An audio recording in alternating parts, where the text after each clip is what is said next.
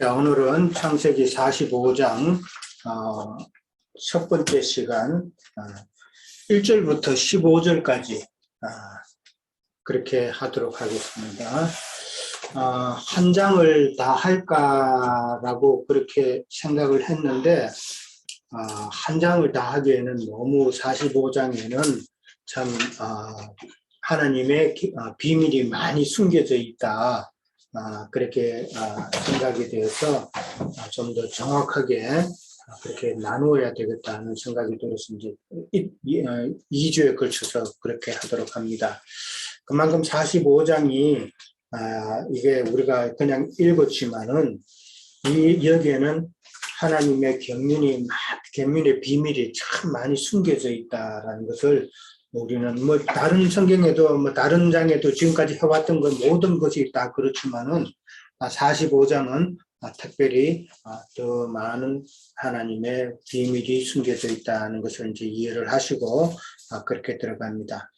일단 45장에는 우리가 방금 읽었지만은 드디어 이제 요셉이 형제들에게 자기가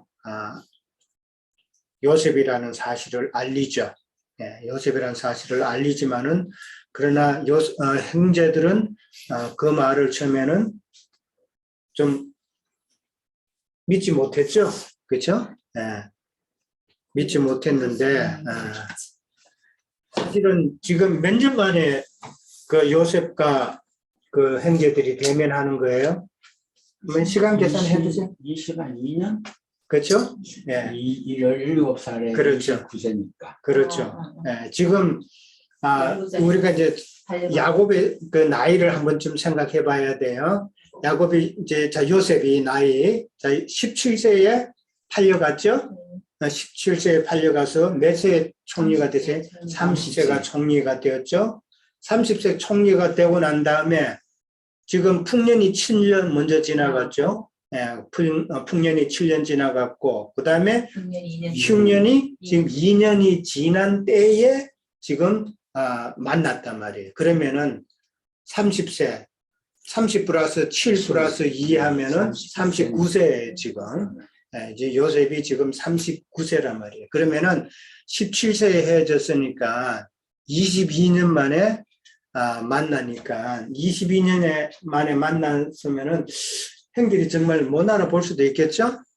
더군다나 총리가 돼가지고 그냥 모습도 여러 가지를 갖추었고 또 뭐 이렇게 했으니까 뭐 참 알아보기는 쉽지 않았겠다는 생각은 들죠.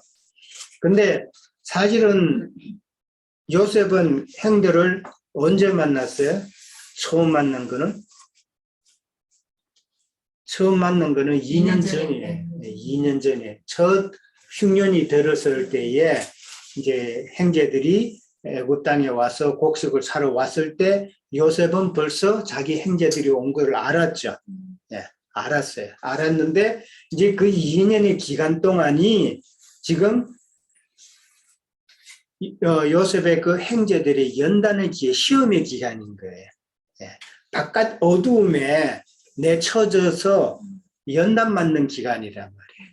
그 2년이. 그 2년이 결과적으로 하나님의 경륜을 보면은 교회 시대란 말이에요. 교회 시대 동안에는 이방인들이 지금 연단받는 기간이라는 거예요. 유대인들이 연단받는 그 기간으로 이해를 하면 됩니다. 그러니까 요셉은 벌써부터 알고 있었던 거예요. 그 2년을 요셉은 이제 기다린 세월이라고 봐야 되는 것이죠. 그래서 이제는 때가 되었기 때문에, 그러니까 요셉이 나는 요셉입니다라고 말을 하는 것도 아무렇게나 말할 수 있는 게 아니다. 하나님의 경륜의 때가 이르렀을 때에 나는 요셉이라라고 그렇게 이제 선포를 하시는 거라는 것이죠. 그러니까 성경은 다 하나님의 경륜에 맞춰서 그렇게 하나님께서 하나님의 사역을 일을 하신다는 것을 먼저 알고, 거기에 이제 형제들에게 이제 신분을 밝혔죠. 그러고 나서 이제 요셉은 형제들에게 빨리 아버지를 모시고 애굽으로 내려오라고 그러죠.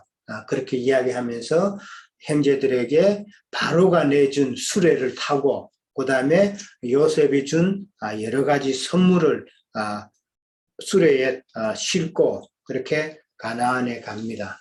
가나안에 가서 아버지 이스라엘에게 이제 요셉은 살았고 지금 요셉이 애굽의 총리가 돼가지고 그 참 영광스러운 위치에서 있더라는 그 소식을 이제 전하게 되죠. 네, 전하게 되는데 이 말은 이제 나중에 이야기할 것이지만은 예수 그리스도께서 이 땅에 오셨다가 죽고 장사되고 부활하셔서 그 영으로 오셔서 이제 온 나라를 영으로 통치하시는 그 모습을 이야기하는 거예요. 그냥 총리가 됐다는 이렇게 단순하게 보면 안 되는 것이고 예수님께서 그 영으로 이 땅에 오셔서 온 세상 나라를 다스리는 그런 내용이란 말이에요. 그 소식을 들은 이제 이스라엘은 기운이 소생했다 그랬죠. 기운이 소생했다 그랬어요. 참 아들 그 사랑하는 아들 요셉도 죽었다고 생각이 들었고 그 다음에 이제 베냐민까지 지금 애굽 땅에 갔는데 얼마나 걱정이 많았겠어요. 정말 걱정이 많았겠죠. 그런 상황에서 참 기운이 있을 리가 없죠. 근데 우리 믿는 사람들은 세상 어떤 면에서 보면은 참 세상적으로 너무 기운이 넘치면은 안 돼, 사실은.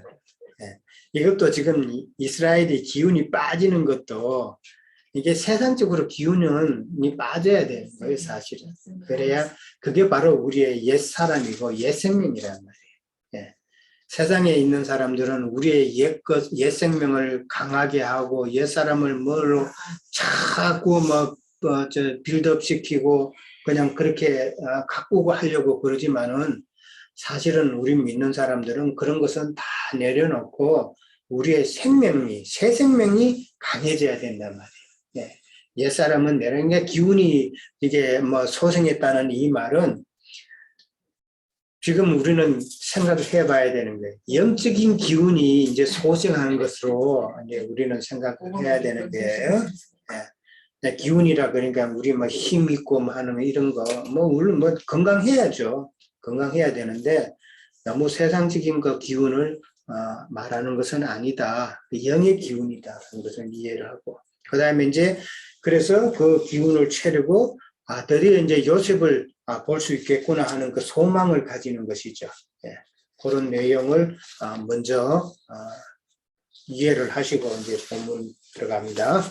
자, 1번 문제 보면은 요셉이 시종하는 자들 앞에서 그 정을 억제하지 못하여 소리질러 모든 사람을 자기에게 물러나게 하고 그 형제들에게 자기를 알리니 그때에 그와 함께한 다른 사람이 없었더라 그랬어요. 자, 여기 보면은 시종드는 자들이 나오죠.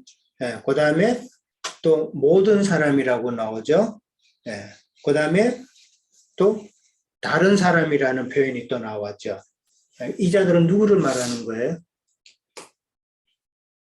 시종드는 자, 모든 사람, 그 다음에 다른 사람. 이 자들은 누구를 상징하는 거예요? 애굽 사람이에요. 애굽 사람이야. 애굽 사람이고 또 다른 말로 표현하면은 이방인들이란 말이에요. 이방인들. 왜 그러면은 애굽 사람, 즉 이방인들을 물러가게 하고 그 형들에게 내가 요셉이다라고 말을 했을까? 이건 뭘 이야기하는 거예요? 그 하나님의 은혜를 받은 예수님의 그 12지파, 그 12지파를 인치는 거죠. 인치고 이 세상 전파하는 그 말이죠. 그러니까 지금 그 형제들이라는 거는 이제 형제들이라는 것은 저는 이제 유대인들이라고 이제 그렇죠. 유대인을 대표한다고 그랬죠. 그러니까 지금 그 형제들에게만 자기가 요셉이다라고 밝히는 것은 그러니까 유대인들에게 먼저 오셨다는 것이죠.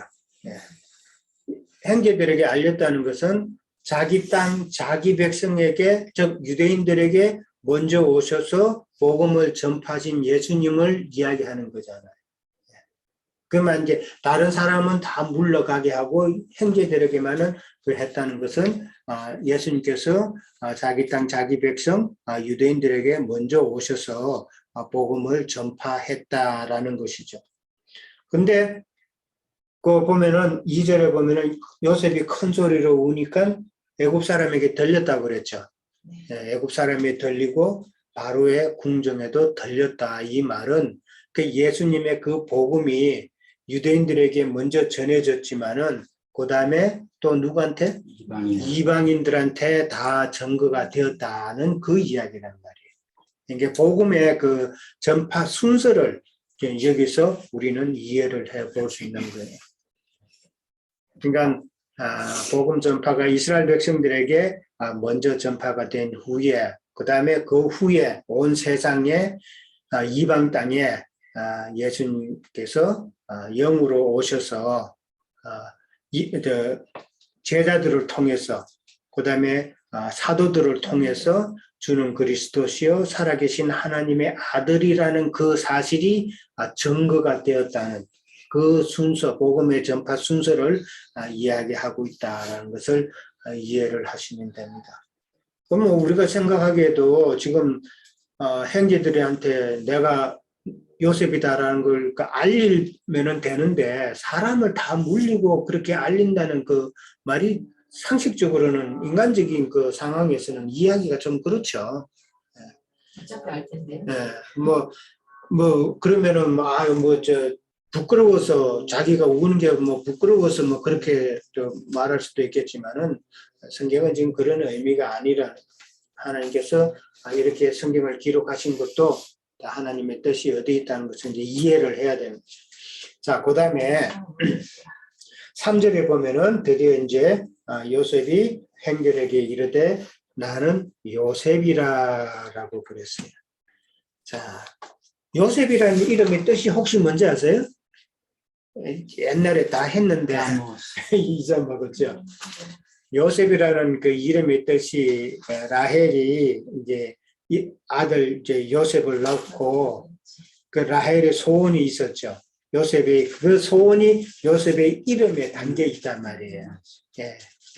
그게 뭐냐면 요셉의 이름의 뜻이 다른 아들을 내게 더하여 주시기를 원한다는 그런 소원이 요셉의 이름에 담겨 있단 말이에요. 그러니까 요셉의 이름이라는 뜻은 다른 아들을 내게 하나 더 주시기를 원한다라는 뜻이란 말이에요. 요셉을 그렇지. 그러니까 그 라헬의 소원대로 다른 아들을 또 줬죠. 그게 바로 베냐민이란 말이에요. 그래서 그 말은 예수님께서 이 땅에 오셔서 죽고 장사가 되어서 교시대에서 사역을 하시고 또 지난번에 말했듯이 천년왕국 사역을 이루기 위해서는 이 베냐민이 또 와야 된다는 말이에요. 하나님의 경륜의 끝에, 교회 시대의 끝에 그 영이신 예수님만 오시는 것이 아니라 그 영이신 예수님께서 누구와 함께? 제자들과 함께 온다는 말입니다. 제자들과 그의 사도들이, 제자들과 그 정인들이 일곱 천사들이 그들을 통해서 예수님께서 다시 오시는 것이 베냐민이 오는 걸로 그렇게 연결이 돼 있다라는 것이죠. 하나님, 예수님이 대신해서 오시는 건가? 같이 오시는 예수님이 오신다는 것은 예수님은 말씀을 통해서 오시는 거예요. 그러니까. 말씀을 통해서 오니까 마지막 때에 주의 증인들이 증거하는 그 말씀 가운데서 예수님이 함께 오시는 거예요. 그러니까 인자 예수님은 초림 때 인자 예수님으로 오셨지만은 그 영이 되신 예수님은 그 영이 혼자 오는 것이 아니라 반드시 주의 증인들의 그 말씀을 통해서 예수님께서 영으로 같이 오신다는 거예요. 그러니까 베냐민이라는 그 의미는 예수님께서 영으로 오신 예수님도 되지만은 그러나 그 영이 주의 증인들과 함께 오기 때문에 주의 증인들도 베냐민으로 묘사가 된다라고 그렇게 이해를 하면 되는 거예요. 사도 바울이나 사도 요한이나 그렇죠. 그런 자들도 그렇죠. 이게 주님이 오신다는 것은 반드시 요한계시록에 보면은 나팔 소리와 함께 오신다 그랬어요. 그 나팔 소리라는 건 주의 증인들이 증거하는 말씀 속에 말씀 속에 예수님이 같이 오신다. 왜냐? 그 하나님은 영이시고 예수님은 영이시고 그 말씀이시기 때문에 그 말씀으로 같이 오신다라고 이해를 하셔야 됩니다. 네. 맞네. 맞습니다. 아멘 할 때 주님이 내 심령 안에 오시는 걸로.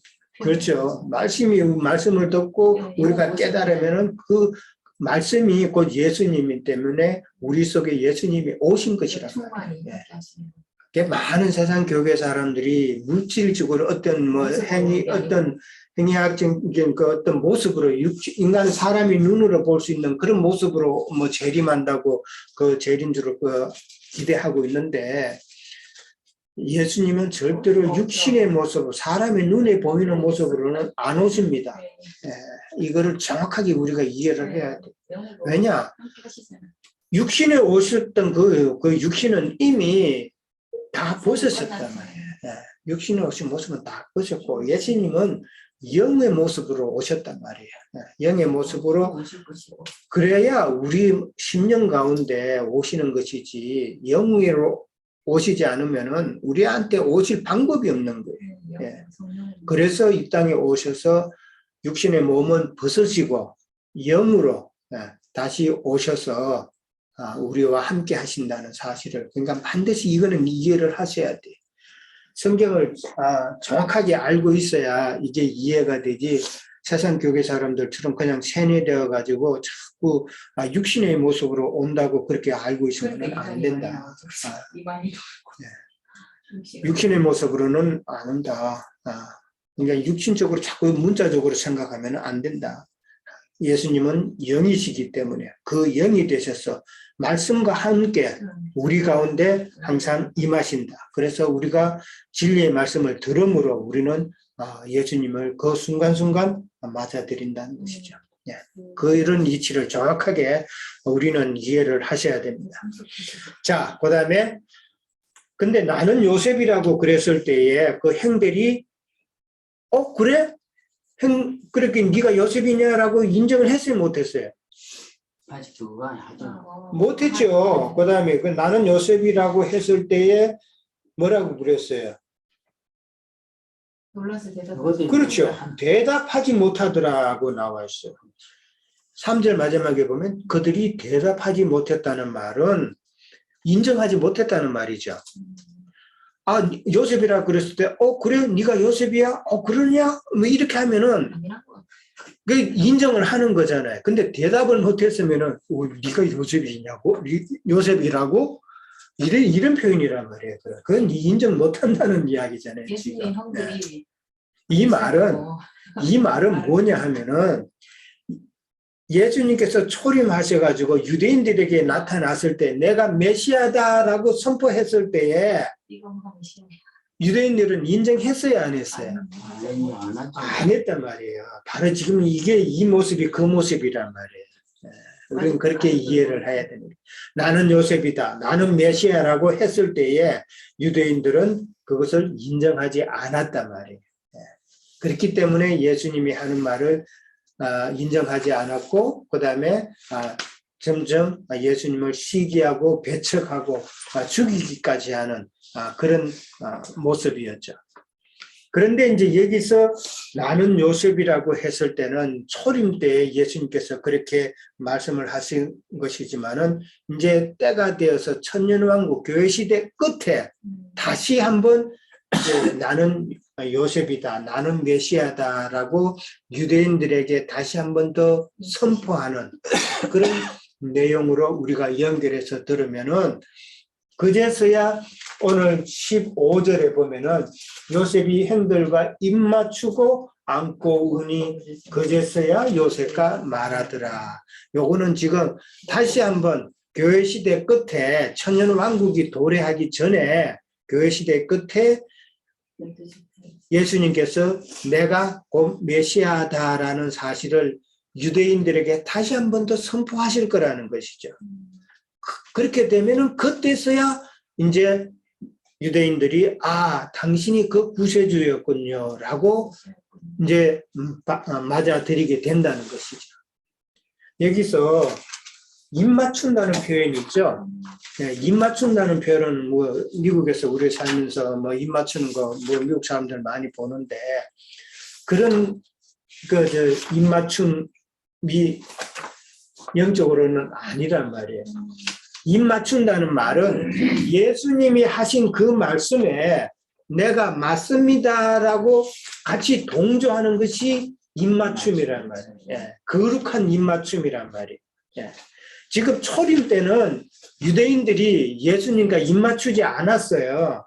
예수님은 내가 메시아라고 했지만은 유대인들은 그 말에 동조하지 않았단 말이에요. 입맞추지 않았단 말이에요. 그러나 천년왕국 시대에 시작할 교회 시대 끝에는 그들이 입맞췄다 그랬단 말이에요. 그러니까 나는 요셉이다 하는 말에 나는 메시아다 하는 이 말에 유대인들이 맞습니다. 당신이 바로 우리가 배척했던 그분 메시아군요라고 인정을 한다는 말이죠.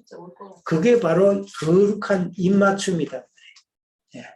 얼마나 이 영광스러운 참 감격스러운 그런 장면이겠냐 하는 것이죠. 예. 2000년 동안 버림받았다. 그렇게 이해를 하시면은 나는 요셉이다 하는 그 말이 이해가 되는 것이죠. 자, 그 다음에 이제 그 요셉이라는 그 말에 있어서는 당신의 동생 요셉이다라는 그런 의미도 있지만은 나는 이제 온 땅을 다스리는 총리 신분의 요셉이다라는 그런 의미도 또 있는 것이죠. 자, 그러니까 나는 요셉이다 하는 말이 나는 사실은 메시아다라고 유대 백성들에게 선포하는 그런 의미라는 것을 그렇게 이해를 하셔야 됩니다. 자, 그 다음에 두 번째 문제, 요셉이 왜 자신을 밝히면서 당신들이 애굽의 판자라고 말했을까? 이게 또 뭐 사실 형제들이 미디안 상인한테 팔았는데 그죠? 형제들이 지금 사실 나는 요셉이라고 했을 때 그 마음이 편했을까요? 두렵죠. 오늘 본문에도 나오잖아요. 예, 대답하지 못했더라. 이거 뭐 아주 어리둥절한 상황이지만은 요셉이 뭐라고 그래요? 당신들이 나를 이곳에 팔았다고 근심하지 마소서, 한탄하지 마소서라고 그랬단 말이에요. 그리고 가까이 오소서라고 그랬잖아요. 그러면은 그 요셉의 형들이 상당히 불안한 가운데 있는 거죠. 무서운 게, 너 전혀 지금 상식 밖의 이야기를 들으니까 당연히 뭐 우리는 뭐 좋을 것 같이 생각이 되는지는 모르겠지만은 사실 그 형제들 입장에서는 상당히 되게 두렵고 무서운 내용이라는 것이죠. 근데 요셉이 말하기를 당신들이 애굽의 판자라는 그 사실을 다시 한 번 또 상기시킨단 말이에요. 그게 사실은 요셉의 형제들에게 있어서는 요셉을 미디안 상인들에게 팔았다는 그 사실은 절대 누설하면 안 되는 비밀이잖아요. 그들만의 비밀이란 말이에요. 그렇죠? 누구한테도 말할 수 없는 비밀인데 아무도 말하지 않았는데 그 사실을 딱 말하니까 이제 요셉의 입장에서는 이제 자기가 동생이라는 것을 확증시키기 위해서 그 비밀을 갖다 이야기한 것이죠. 그렇게 이야기를 했지만은 그 형제들의 입장에서는 사실 참 자기들의 비밀을 그렇게 말하니까 놀랄 수밖에 없었다라는 그런 이야기죠. 근데 애굽에 팔았다라는 그 말은 결국은 또 한면으로 보면은 유대인들이 예수님을 시기하고 배척해서 복음이 이방인한테 넘어갔다라는 그런 의미죠. 팔았다는 의미는 이게 복음이 이방인에게 넘어갔다. 이것은 결국은 이것이 하나님의 뜻이잖아요. 유대인들이 복음을 배척하니까 이제는 그 복음이 이방인들에게 넘어가야 된다는 그 하나님의 경륜을 요셉은 알았다는 것이죠. 예. 그래서 뭐라 그래요?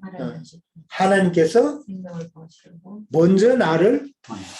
보냈다라고 그랬잖아요. 먼저 나를 어디에 애국으로 애굽 세상. 애굽으로 보냈지만은 이제 예수님께서 이 땅에 먼저 교회 시대 때에 먼저 보냈다 이 말이에요. 예, 먼저 보냈다라는 그런 내용인데, 근데 우리 생각에는 이게 보면은 당신들이 나를 팔았다 이렇게 이제 요셉이 형제들에게 먼저 이야기를 했고, 그 다음에 근심하지 마소서, 한탄하지 마소서 이렇게 말을 했잖아요.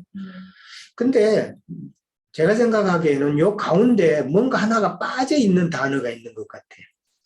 뭘까요? 우리 사람의 생각으로 보면은 나는 당신들이 판자 요셉입니다 라고 이야기를 했단 말이에요.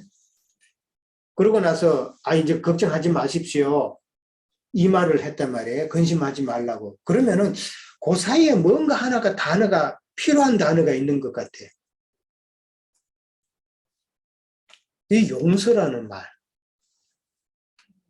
요셉의 입장에서는 나는 당신들이 나를 팔았지만은 나는 당신들을 용서하겠습니다 하는 이 말이 우리 생각에는 했을 것 같아. 안 그래요? 내가 이제 용서를 해주니까 당신들은 근심하지 말고 걱정하지 마라라는 이 말이 그래야 이게 좀 매끄럽잖아요. 그렇게 저는 생각이 되는데, 근데 용서라는 말을 요셉은 안 했단 말이에요. 네, 안 했잖아요. 지금 용서한다는 말이 없잖아요. 그럼 이거는 무언가? 용서하는 것도 내가 그걸 갖다 억울해하고 그 다음에 내가 원망하고 해야 용서가 이루어지는 것이잖아요. 그렇죠? 그러면은 용서란 말이 없었다는 것은 스스로 깨달아야 요셉이 형제들이 자기를 팔았지만은 형제들을 원망한 적이 없었다는 의미도 된다는 이야기죠. 원망한 적이 없고 미워한 적이 없었기 때문에 형제들을 용서한다는 말도 필요가 없는 거예요. 왜 그러냐? 하나님께서 나를 이렇게 하시는구나. 하나님의 경륜을, 하나님의 뜻을 요셉은 먼저 알았기 때문에 하나님의 뜻에 맞춰서 이렇게 형제들을 하나님께서 쓰셨구나라고 그렇게 알고 있었다는 말이죠. 얼마나 이게 참 중요한 비밀인가를 우리는 또 깨달으셔야 돼요. 그러니까 우리가 이 말씀을, 진리의 말씀을 이렇게 상고해 가면서 하나님의 경륜을 하나하나씩 깨달아 가면은 참 이것도 우리에게 참 많은 가르침을 주는 이야기예요.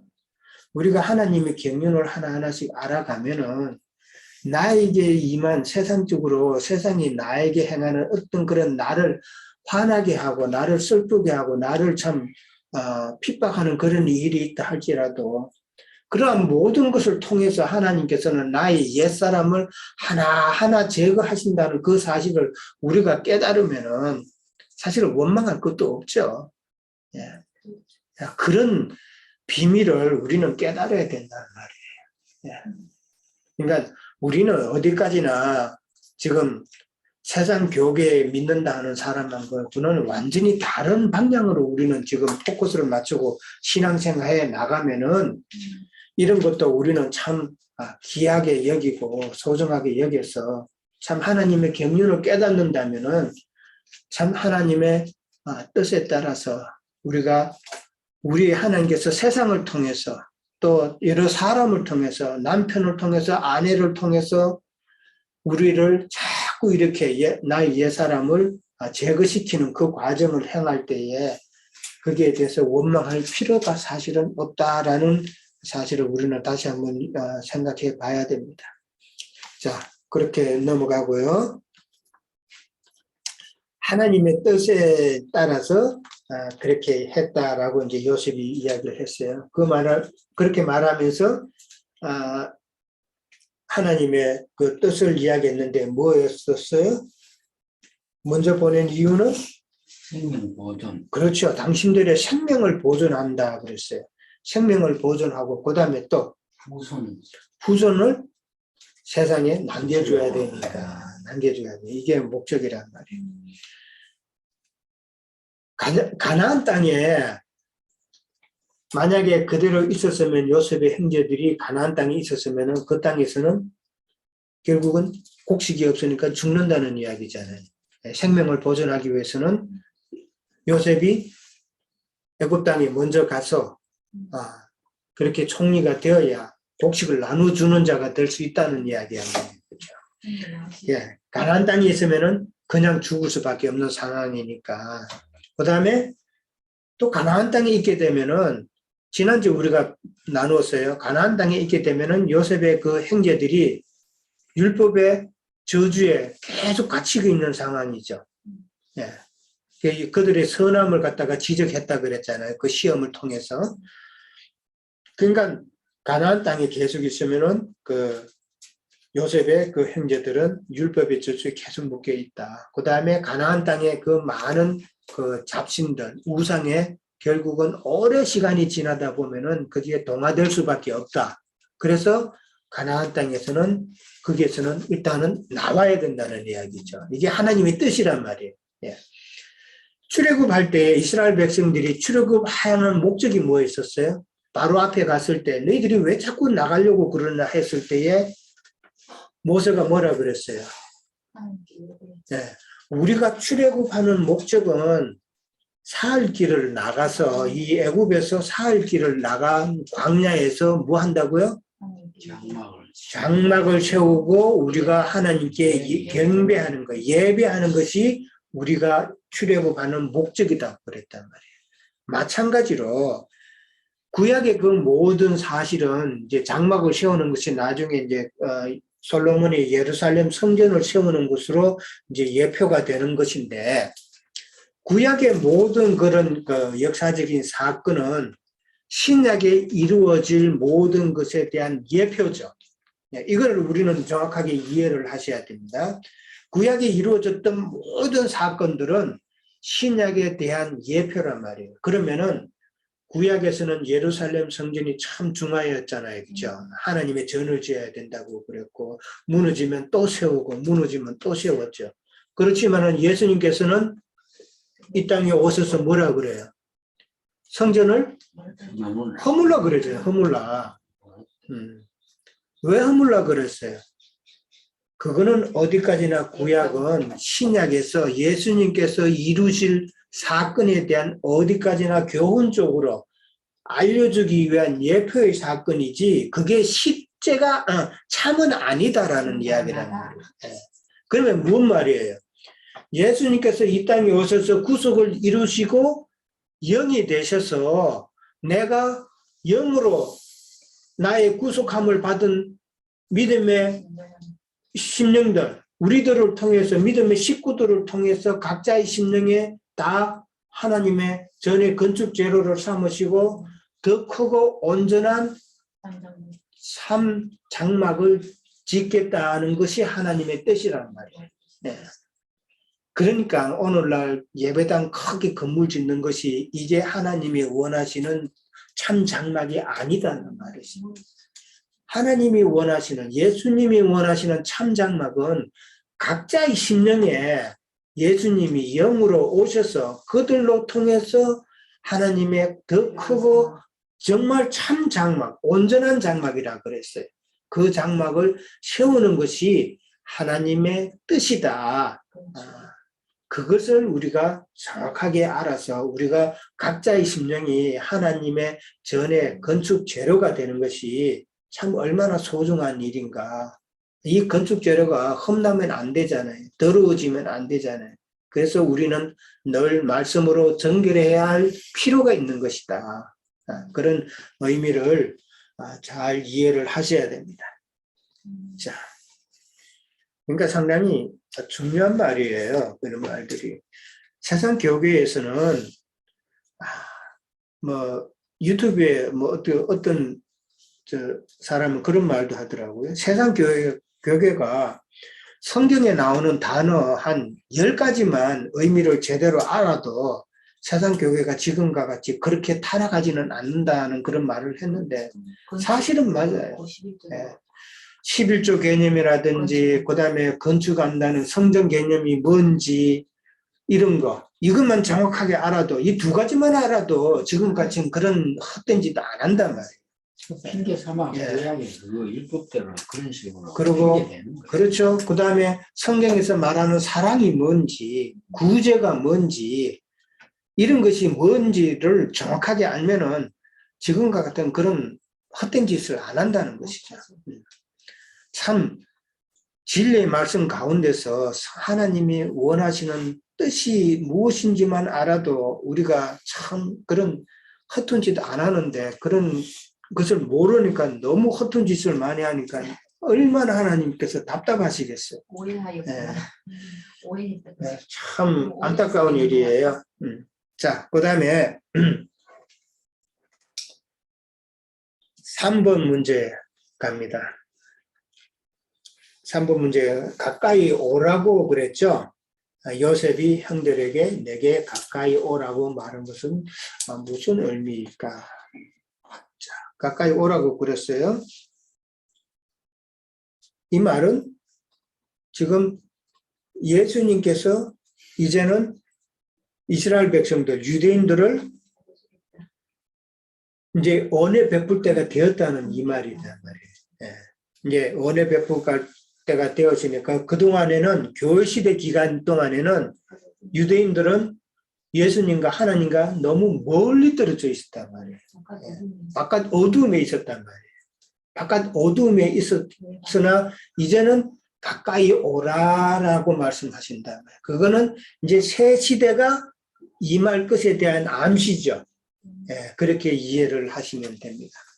그러니까 참 버려짐을 당했기 때문에 이제는 가까이 오라라는 그 말 속에는 하나님께서 하나님의 경륜을 때에 따라서 이스라엘 유대인들을 다시 하나님께서 은혜를 베푸시겠다 하는 그런 의미로 이해를 하시면 됩니다.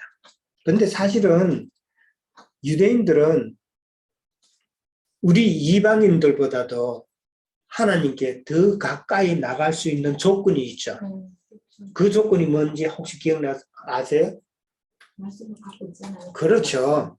이방인들은 우리가 하나님의 은혜를 받을 때에 이방인들은 하나님의 말씀을 전혀 받은 적이 없는 몰랐던 상태예요. 몰랐던 상태에서 다만 은혜로 우리가 참 구속함을 입어서 하나님을 알게 되었지만은 그러나 유대인들은 하나님의 말씀을 너무나도 잘 안단 말이에요. 네. 지금 유대인들이 교회 시대 때에 예수 그리스도를 갖다가 메시아로 인정하지 않는 이유 중에 하나가 물론 하나님의 경륜에 따라서 그렇게 하지만은 유대인들 생각에는 이방인들이 하나님을 믿는다고 하는데 그들이 지금 믿는 그 하나님에 대한 지식, 성경에 대한 지식이 너무나도 엉터리라는 것은 유대인들은 지금 알고 있다는 것이에요. 네. 지금 유대인들한테 물어보면요.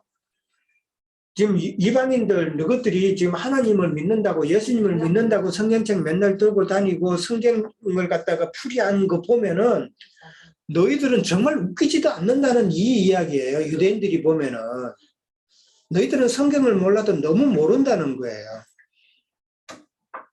그러니까 유대인들은 성경을 안다는 말이에요. 예. 그러니까 성경을 가지고 너희들은 엉망으로 만들었다는 거예요. 예. 일반적인 상식이지 진실은 모르잖아. 메시아가 그렇죠. 진짜 모르지만 그거만 돌이켜주면 그러니까 진짜 모르는 거지. 그것만 딱 하나 킵한데 그게 영적으로 딱 메시아를 두고 한다는 것은 이제 마지막 때 주의 정인들이 정인들이 이제 하나님께서 그들을 통해서 이제 선포하실 그 거란 사람은 말이죠. 아직까지 올 거라고 생각하니까 많았다고 하니까. 그러니까 유대인들은 완전히 성경을 잘 알고 있기 때문에 사실은 이방인들보다도 더 가까이서 하나님과 함께 참 믿음의 생활을 할 수 있는 그런 조건이 이방인, 유대인들에게는 있다라고 우리는 이해를 해보면 됩니다.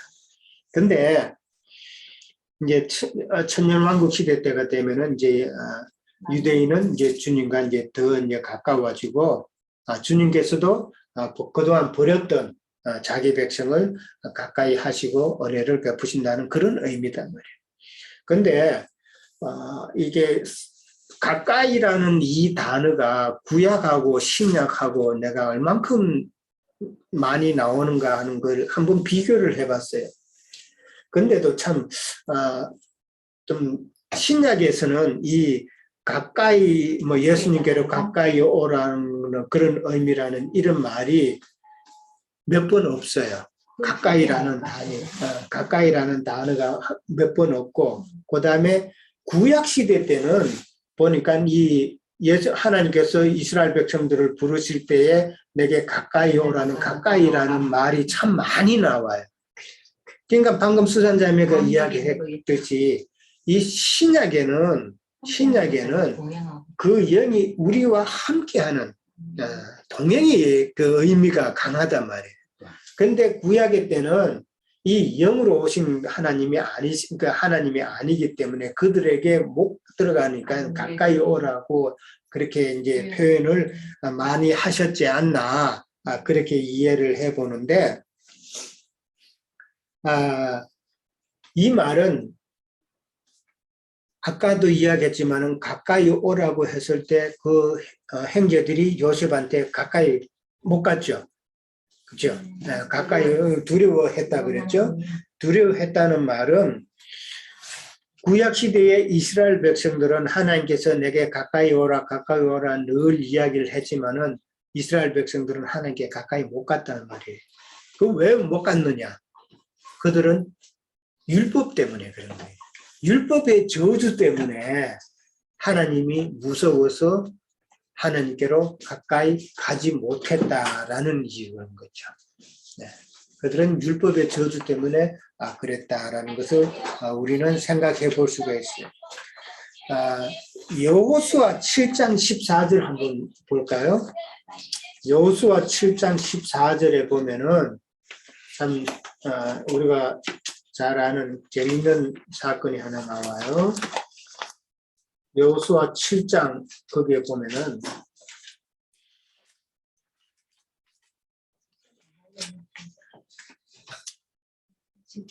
여호수아 7장에 보면은 이제 14절부터 보면 그 가까이라는 말이 단어가 참 많이 나와요. 가까이. 네, 가까이 쭉 해서 가까이라는 말이 참 많이 나오는데 이 얘기는 지금 무슨 내용이냐 하면은 우리가 잘 아는 그 아간이라는 자가 있죠. 아이성 그 조그마한 아이성을 하나님께서 이제 명령해서 우리가 이제 여호수아가 쳐야 되는데 정복해야 되는데 그 이전에 무슨 성을 쳤어요? 그 아이성보다도 훨씬 크고 진짜 단단한 여리고성을 쳤단 말이에요. 무너뜨린 이후에요. 근데 거기에 비해서 아이성은 너무나도 조그만하고 쉽게 정복할 수 있는 그런 성인데 실패했죠. 실패한 이유가 뭐예요? 믿음이 강하겠어. 아간 때문에 그랬단 말이에요. 아간이 뭘 훔쳤어요? 외투하고 그 다음에 금덩어리 50세겔 정도 되는 금덩어리 하나를 훔쳤대요. 그래서 그걸 갖다 자기 장막에 숨겨놨단 말이에요. 그러고 난 다음에 아이성을 치러 갈 때에 하나님께서는 패배하게 만들었죠. 그랬을 때 그 원인을 찾아야 되잖아요. 그래서 하나님께서 여호수아에게 말하죠. 14절에 너희는 아침에 너희 지파대로 가까이 나오게 하라라고 했습니다. 12지파를 하는 게 다 부르신 거예요. 다 불러서 그들을 가까이 나오게 하라 그랬죠. 그러고 난 다음에 또 뭐예요? 어떻게 해요? 뽑히는 지파. 제비 뽑는 거예요. 제비 뽑는 거예요. 각 지파들을 12지파를 다 불러내놓고 가까이 하게 놔두고 그 가운데서 제비를 뽑죠. 제비를 뽑아서 어느 족속이 뽑혔어요? 유다 족속이 제비 뽑힌 거예요. 그러면은 유다 족속만 또 하나님 앞에 또 가까이 나오라고 그러죠. 그러고 나서 그 중에서 또 세라 족속이 제비 뽑혔죠. 그러면은 이제 세라 족속은 또 하나님 앞에 가까이 나가죠. 그렇죠? 그러고 난 다음에 세라 지파에서 또 어디로 가요? 삽디 가족이 또 이제 제비 뽑힌 거예요. 그러면 삽디 가족 전체가 또 하나님 앞에 가까이 가죠. 그러고 난 다음에 또 누구? 간 남자들이 삽디 그 가족의 간 남자들이 다 나와서 남자들 중에서 제비를 뽑으니까 아간이 나왔단 말이에요. 그러니까 하나님 앞에 가까이 나가는 이 단계가 유대인들의 그 범죄로 인해서 얼마나 두려운 마음으로 나갔겠냐 하는 거죠. 그러니까 범죄한 이스라엘 백성들, 율법의 저주로 인해서 무서워하는 그 마음이 이제 유대인, 그 이스라엘 백성들을 이제 표현을 참 여기서 우리는 느낄 수가 있죠. 근데 굉장히 구약에도 아까도 이야기했지만 구약에도 참 구약에 참 가까이 오라는 말이 참 많이 나왔어요. 거기에 비해서는 신약에서는 2번인가 3번인가밖에 안 나오더라고요. 그 2번, 3번 나오는 그것도 언제냐 하면은 누가복음 18장 40절에 보면은 복음서에 누가복음 18장 40절에 보면은 소경 바디메오가 있죠. 소경인데 다윗의 자손 예수가 이제 지나가는 사람이 웅성웅성거리니까 이제 물었죠. 무슨 일인가 그러니까 다윗의 자손 예수가 이제 지나간다는 소리를 들었을 때에 소경 바디메오가 뭐라 그랬어요? 다윗의 자손 예수여 나를 구하소서 그랬죠. 그러면서 처음에는 큰 소리를 안 했어요. 그다음에 점점 소리가 커지죠. 다윗의 자손 예수여 나를 구하소서 크게 소리를 질렀다. 그랬을 때에 예수님께서 이제 불렀죠. 불렀을 때 소경 바디메오가 예수님께 가까이 가서라고 그랬단 말이에요. 가까이 간다는 신약에서는 이 은혜의 표현이란 말이에요. 은혜의 표현. 그 다음에 누가복음 15장 1절에도 보면은 누가복음 15장 1절에도 보면은 그게 뭐가 되어 있냐면은 세리와 죄인들이 말씀을 들으러 예수님께 가까이 나왔다는 표현이 있어요. 그러니까 교회 시대 때는 신약 시대 때는 우리가 예수님께 가까이 나아가야 우리가 참 은혜를 받을 수 있다. 그런데 아까도 이야기했지만은 이제는 그 영이 우리에게 임함으로 우리가 함께라는 의미로 우리는 이해를 해야 된다. 자, 일단 여기까지 하고 쉬었다 갑니다.